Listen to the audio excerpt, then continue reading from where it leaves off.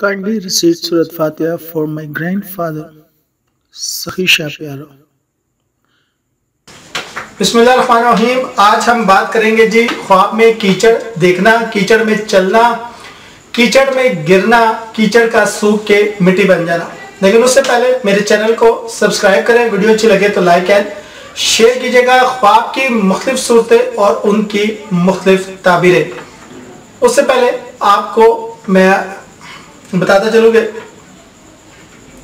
कीचड़ देखना बाज़ उलमा के नज़दीक डिफरेंट ताबीर है और बाज़ उलमा के नज़दीक डिफरेंट ताबीर है। मैं दोनों आपके सामने रखूंगा, फैसला आपने करना है। मेरी रिसर्च से आपका मुतमिन होना या मुतफिक होना ज़रूरी नहीं है, ये मेरी अपनी रिसर्च बेस्ड है।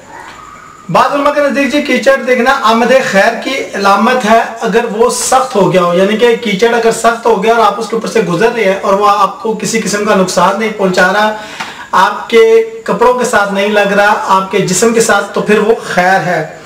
ख्वाब गैर शादीशुदा शख्स देखे तो याशी मिले और उसकी शादी हो, अगर शादीशुदा शख्स देखे तो उसकी ज़िंदगी याशी में गुजरे।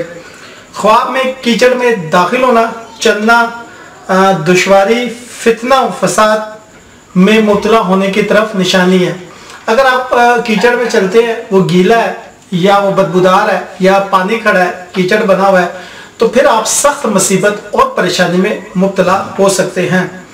कीचड़ में मरीज शख्स का दाखिल होकर निकलना आफियत है और मरीज ठीक हो जाएगा। लेकिन अगर वो कीचड़ में रह जाता है या कीचड़ उसके जिस्म पे लग जाता है तो फिर बीमारी से खुलासी जो है वो मुमकिन नहीं है।